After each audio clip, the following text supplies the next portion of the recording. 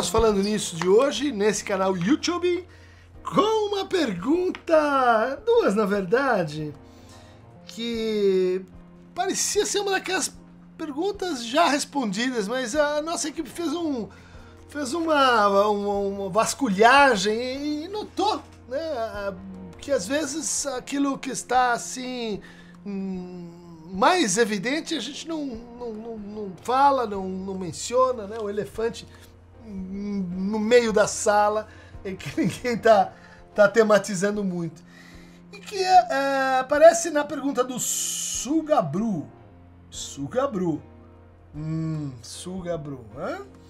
Resumindo, para o Freud tudo estava relacionado a sexo? Sugabru. Até a fruta que a pessoa gostava mais, o cigarro afetava a cabeça dele. Já o Jung deixou uma grande contribuição ao mundo e nem ele aguentou o Freud. Também Maya K. Bom, vou fazer a pergunta-chave. Segundo Freud, toda doença mental ou da psique está ligada à sexualidade? Então? Exclamação. Não. Interrogação. Interrogação. Interrogação. 4 interrogações. A outra é, a impressão minha ou Freud para o ser humano existe apenas sexo e reprodução? Ou seja, são duas perguntas muito assim, presentes na história da psicanálise. Foi assim que o Freud foi percebido nas culturas onde ele chegou. Essa era a ideia que mais assustava as pessoas, que mais levou assim a resistências e objeções, a começar pelo seu primeiro, na verdade segundo, grande colaborador, que era o Joseph Breuer. No texto de 1893, sobre os estudos sobre histeria, o Freud dizia: todas as neuroses de transferência, ou as neuroses de defesa, né? Fobias, histerias, paranoia, neurose obsessiva, todas elas têm uma etiologia sexual. E o Breuer dizia: Freud, é possível, sim, o sexo é importante, mas toda vez vamos pensar que existem histerias que são assim derivadas da estrutura da consciência, né? da hipnose, da capacidade de se auto-hipnotizar, ou da sugestão, ou de situações sociais, em que a pessoa assim não pode reagir, ou tem que reagir de um jeito que ela não gostaria. Então isso acompanha a psicanálise, isso tem um nome. É como a psicanálise foi interpretada como um tipo de pansexualismo, ou seja, uma doutrina anterior ao Freud que dizia que todo o mundo, que o mundo é governado por Eros, governado pela sexualidade. A sexualidade ela atravessa a natureza, ela é um princípio cosmológico, ela está entre os animais, ela é aquilo que seria a força imanente e essencial do ser. O Freud, em vários momentos, explicita, né, mostra como a psicanálise não é um pansexualismo. E apesar disso, permanece, né? Porque, por outro lado, ele vai dizer assim: todo o sonho, não só alguns, é uma realização de um desejo sexual infantil e recalcado. É aquele ponto de aspiração teórica irredutível. Tanto que, quando ele dizia assim: como saber se a gente está no âmbito da psicanálise ou em alguma das suas variações, e quando saber que nós cruzamos uma linha e nós estamos em outra abordagem? Bom, tem alguns conceitos que não dá para entregar, né? Não dá para negociar. Inconsciente, transferência, resistência e libido. O conceito de libido, que é a energia psíquica, né, ligada à sexualidade. Mas aí começa então, né? Por que será que a gente reenfrenta essa objeção, já que o Freud disse, e desde o começo, né, fez questão de marcar que não, que a sexualidade ela é muito importante, mas ela não é a única determinação do ser humano. Daí vocês vão dizer, mas então qual outra? Foram várias ao longo da teorização psicanalítica e depois surgiram outras ainda. Então, uma muito importante, lá do início do Freud, está ligada à relação entre a sexualidade e a sua tomada no corpo. Como ela vai se construindo no corpo. Eu já fez um vídeo aqui dizendo, gente, sexualidade não é coito, sexualidade não é penetração. Então, se você não gosta de penetração, do ponto de vista da psicanálise, você não é um assexual, porque a sexualidade, ela pode incidir em qualquer parte do corpo. Ah, tá vendo como ele é pansexualista? E ela está dizendo que a sexualidade pode estar num olhar, pode estar num jeito de mexer no óculos, pode estar no jeito de descobrir para si um pseudônimo. Suga. Bru. Eu posso ler isso como uma suga, né? Suga é sexual ou não é sexual? Depende, gente. A sexualidade é um efeito, especialmente quando a gente a considera na linguagem. Qualquer palavra, qualquer encontro, qualquer situação é sexualizável. Por quê? Vai argumentar o Freud. Porque a sexualização é uma forma de simbolização. É uma maneira da gente se apropriar do objeto, da gente pensar o mundo, da gente tomar o mundo, né, como coisa sexual. Então é um sentido meio diferente do comum, que a gente... a sexualidade é, então, a transa. Mas eu dizia, quando a sexualidade toma o corpo, quando a libido se concentra em algumas partes do corpo, o Freud vai dizer, isso sempre passa por um apoio, uma Anlehnung. Né? Tem uma pulsão não sexual, por exemplo, a pulsão de comer. Comer é um gesto e um comportamento decisivo para a espécie.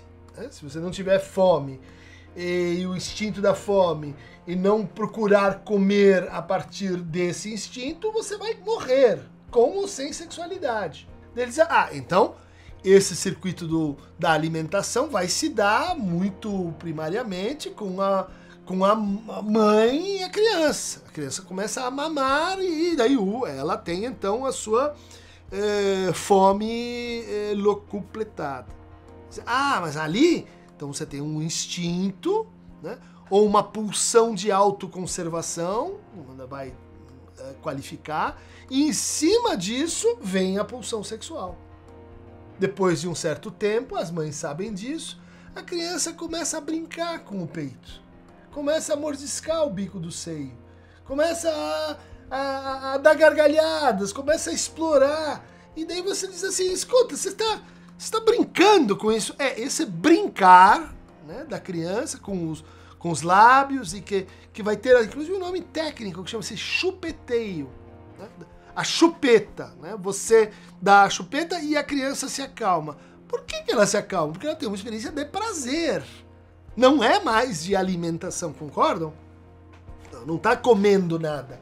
Ela está simplesmente exercitando suas recepções sensoriais dos lábios. Ela está gozando.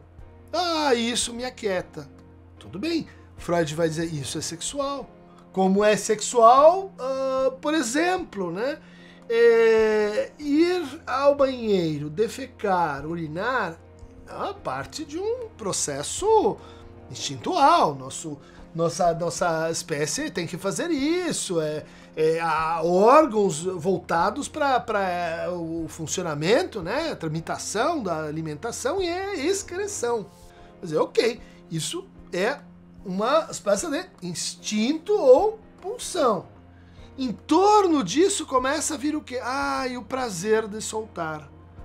E o prazer de segurar.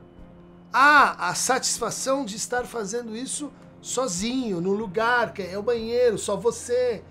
Vem, portanto, todo o universo cultural, de linguagem, de valores. atravessando e se associando com o sexual.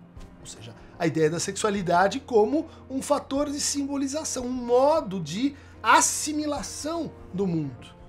Por quê? Diz o Freud, se eu não tenho essa orientação para o mundo vai me parecer indiferente. Daí ele diz, no começo tem o eu prazer, o eu real e tem a indiferença. Que é o quê? Que é aquilo que não foi capturado ainda pelas malhas da libido. Com o Lacan, a gente pode dizer assim, pelas malhas do significante. E o significante é um instrumento libidinal. Né? Mas se é uma palavra, as palavras são portadoras. Né? As palavras criam e determinam o que a gente está chamando de sexualidade. Mas vamos em frente, há outras variações importantes.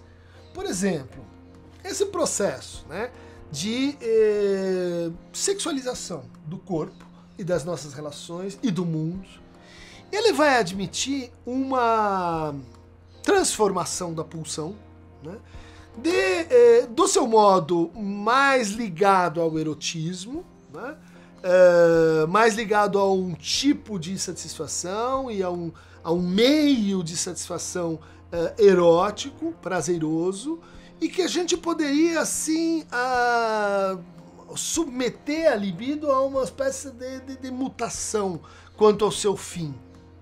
E essa mutação é chamada por Freud de sublimação. Eu acho que o canal precisaria fazer também um vídeo sobre esse conceito fundamental, que é o conceito de sublimação. O Freud dava como exemplo da sublimação, né, aquela substituição do prazer imediato, né, por um prazer postergado que podia ter reconhecimento social e que já não era mais de natureza sexual. Aí ele punha a educação, o gosto por aprender, a ciência e a arte. Né? São formas de sublimar o sexual. Sublimar tem que ver com o quê? Com esse processo químico em que você passa, né, de um estado como o sólido para o gasoso, pulando o líquido. Né, ou do gasoso para o sólido, pulando o líquido. Então a sublimação ela compreende esse salto em relação ao objeto, né, dentro do seu processo de simbolização sexualizadora. Outro elemento que pode funcionar como um inibidor da sexualidade é o eu. Para o Freud, é claro que existem duas experiências, e não uma só, que formam o aparelho psíquico. Uma primeira forma o desejo a partir de uma experiência de prazer. E, portanto, um impulso de retornar a traços mnêmicos para reviver, né, para reatualizar essa experiência de satisfação. Né, um retorno a traços mnêmicos de satisfação. Portanto, prazer, ok, sexo. Do outro lado, você tem o eu. O eu não é formado sexualmente. Agora já não estamos mais no corpo. O eu, ele é formado a partir de uma experiência de dor. Mas então a dor e o sexual, a dor e o sexual compõem uma oposição dentro do Freud. Assim como o eu, que vai surgir da dor e vai ser capaz de inibir os nossos processos pulsionais. Por exemplo, transformar aquilo que ia se apresentar como busca de satisfação em angústia. Eu travo esse desenvolvimento ali na origem. E daí o que eu experimento na minha consciência? Não é mais libido, é angústia. Eu posso, por exemplo, inibir a manifestação de um afeto sexualizado, trocando ele por um afeto dessexualizado. É o caso da ternura. É o que a gente aprende, né? Quando está ali naquela relação que está misturando erotismo com alimentação, com o corpo do outro, os cuidados do outro, o toque do outro, daí a criança vai separando, ela vai aprendendo que, bom, isso você faz sozinha, isso você faz no banheiro, isso você faz, isso é ternura e aquilo é sexualidade. Ou seja, no começo estavam juntos, mas elas se separam. E é muito importante que essa separação se dê. Mas aí então a ternura, consequentemente, sentimentos como respeito, como o amor, não vão ser de natureza, né, inteiramente sexual. Uma parte disso vai estar ligado, então, a um desdobramento do eu chamado narcisismo. Então o que caracteriza a teoria freudiana não é o pansexualismo, mas é o conflito. É o conflito da sexualidade com a defesa, da sexualidade com o eu, da sexualidade com as metas morais, sublimatórias, estéticas ou científicas. É o conflito da sexualidade com, e agora vamos avançar ainda num próximo momento da teoria freudiana, com a pulsão de morte. Pulsão de morte, introduzida aí em 1920, em Além do Princípio do Prazer. Ela é, assim, a afirmação cabal e decisiva que não é a sexualidade que dá as cartas, não todas elas, e principalmente não a última delas. É a morte. É a desintegração, é a desfusão. Enquanto Eros caminha produzindo unidades dentro de unidades cada vez maiores, e essa é o quê? Essa é a tendência da sexualidade. É assim que a gente sai do gozo parcial, né? Com a boca, ser tocado nessa parte do corpo, ser afetado nessa outra parte do corpo, e vai construindo uma relação com o outro que não é mais a soma de um conjunto de objetos ou de partes. É um outro que seria assim global. Alguns analistas usavam essa expressão. Bom, isso então compreende uma nova conflitiva entre Eros e Thanatos. Então não é só Eros, é Thanatos, e eles estão em conflito. O que dá para dizer com certeza é que a psicanálise é uma teoria do conflito. E a sexualidade é tão importante porque ela é indutora de conflitos muito antigos, formativos e não inteiramente solúveis.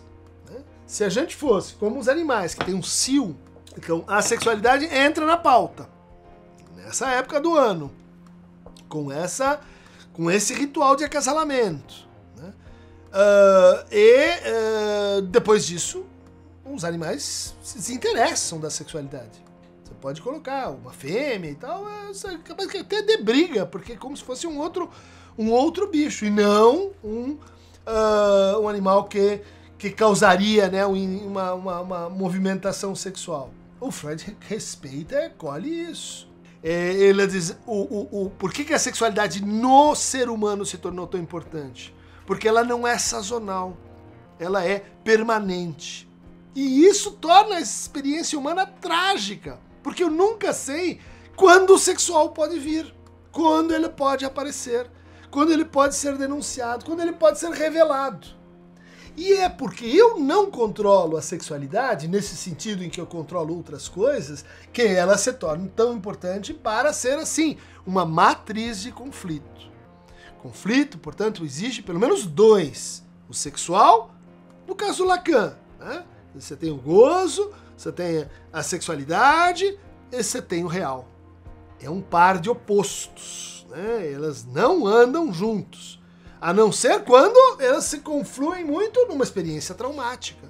Ali, a sexualidade, ela vem junto com aquilo que a gente jamais queria que se identificasse o sexual. Com a violência, por exemplo. Com a agressividade. Mas tem formas de agressividade que vão entrar em fantasias sexuais. Tem, sim. Sadismo, masoquismo, fetichismo, preparações, né, preliminares que são agressivas e às vezes de forma inconsciente para os envolvidos, né? Dizer, mas aí você tem esse apoio, aí você tem esse conflito trabalhando ali dentro, né, em que às vezes a agressividade é condição, às vezes a agressividade é descondição, ela é inibidora, né, para o desenvolvimento da sexualidade em ato, em ação. Né? Espero ter então mobilizado um conjunto de argumentos para mostrar que, em absoluto, a sexualidade é tudo. Inclusive porque o Freud, no texto de 1920, vai problematizar essa distância, essa separação entre a sexualidade enquanto prazer e a sexualidade enquanto reprodução. Olha lá, tem a reprodução. É importante a reprodução. Freud não está dizendo que a gente pode pensar o humano sem essa dimensão darwiniana da reprodução. Muito importante. Só que ela é, muitas vezes, o quê? Oposta, contraditória, incluída dentro da sexualidade com prejuízos para ambos os lados, para ambas as partes. É isso aí, gente. Quem quiser mais fragmentos sexuais, entre na canoa do Lagoa Azul, do Aqueronta Movebo, que vai levar você para aquele escurinho, que pode ser um trem fantasma, pode ser uma montanha-russa, pode ser o tiro ao alvo, pode ser, enfim, todo o parque de diversões que caracteriza a nossa sexualidade e que é não toda, né? Não toda sexual. Somos seres não todos sexuais, dirá Freud, Lacan e toda a sua trupe. Beijinho, beijinho. Tchau, tchau.